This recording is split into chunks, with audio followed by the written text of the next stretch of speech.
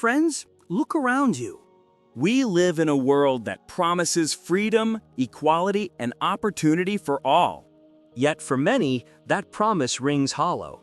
Our journey today takes us deep into the social structure of a seemingly free society to examine a profound psychological phenomenon that defines the experience of an entire people. It is the story of living with a constant invisible barrier, a screen, a veil that separates you from the rest of the world. This barrier is not made of brick or steel. It is woven from prejudice, history, and perception. It functions as a one-way mirror. Those on the outside, the dominant society, look in and see not a complete human being, but a distorted projection, a problem to be solved, an object of pity, or a source of ridicule. They cannot see the true soul, the complex aspirations, or the inherent Americanness of the person behind it. But those who live behind the veil, they possess a unique and painful clarity. They see the outer world exactly as it is, and they also see themselves, but only through the warped reflection cast by the outside world's eyes. This creates the central conflict of their existence. It forces them to live in a state of perpetual psychological tension. This brings us to the core concept of our discussion: double consciousness. Imagine having two souls, two thoughts, two warring ideals in one dark body.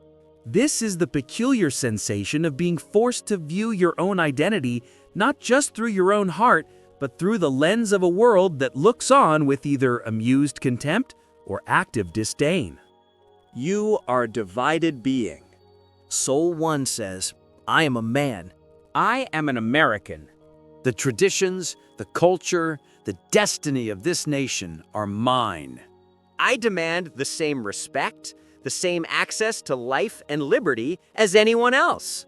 Soul 2, however, constantly reminds you of the external gaze. But you are also black. Your body is marked by history. The world sees your color first and your humanity second. Your every action, your every ambition is measured by a prejudiced measuring tape. This duality is exhausting. Every moment becomes a conscious balancing act. You must constantly negotiate between being an individual and being a member of a marginalized group. The history of this people, then, is the history of this strife, this desperate, lifelong longing to merge the two halves into a single, truer self. They do not wish to lose the gifts of their ancestral spirit, nor do they wish to reject the promise of the American ideal. They simply wish to make it possible for a man to be both a proud inheritor of a distinct culture and an American citizen, without being spat upon or having the doors of opportunity slammed in his face.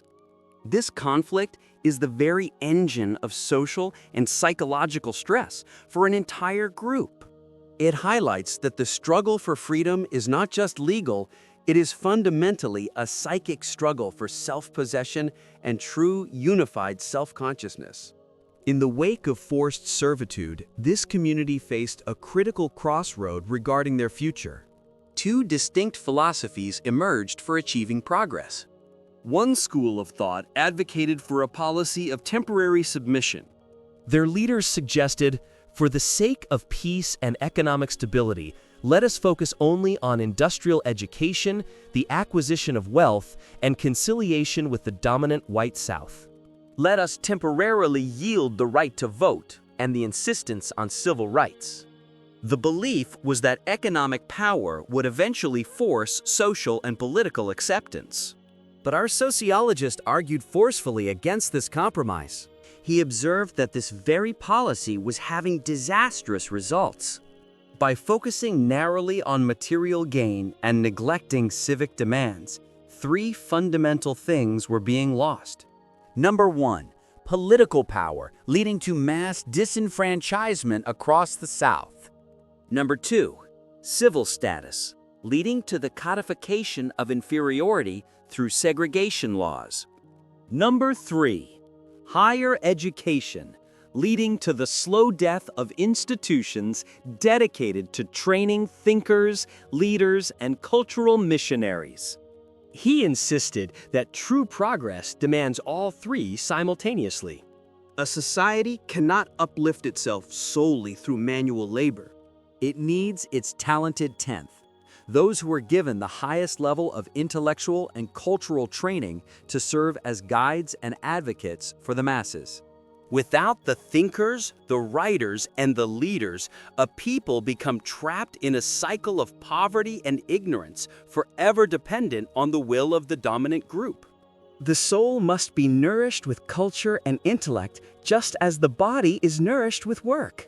To truly understand this people, we must look beyond their material struggles and examine the depth of their soul, which remained vibrant and intact despite generations of brutal oppression.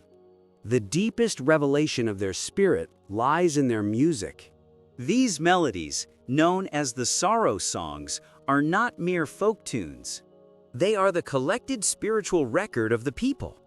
They are the single greatest cultural contribution this group has offered to America and to the world. Listen closely to these songs. They carry the weight of centuries. In them, you find three essential elements. 1. The finitude of grief, the deep, inescapable sadness born from injustice and the terror of life under the lash. 2. The transcendence of faith, a profound, unwavering belief in a justice and an eventual freedom that lies beyond the immediate circumstances of the world. 3. The art of expression. They are the first cry of the American soul, a primal and beautiful poetry of suffering and hope that predates and defines much of the nation's subsequent musical identity. These songs were their only true book, their only constitution, and their only form of organized protest for generations. They prove that even when denied literacy and liberty, the human spirit cannot be silenced. It will find a voice. This rich inner life, this powerful cultural inheritance, is the strength that fuels the ongoing struggle against the veil. We have explored the concept of the veil, the psychic trauma of double consciousness, the critical debate over a path forward, and the enduring power of the spiritual heritage. The great challenge, the one that remains for us today, is to resolve this central conflict. The goal is not to Africanize America, nor to bleach one's soul in a flood of Americanism. The goal is to create a society where an individual's identity is not a badge of shame or a marker of limited opportunity. It is a quest for the simple right to be seen as a man, fully human, fully conscious, and fully free. The problem of the color line, the division of man by race, was the problem of the 20th century, and its shadows still stretch across the 21st. The work of achieving true self-consciousness, of tearing down the veil, and of merging the warring halves of the soul into a more perfect and truer humanity is the most urgent sociological task of our time.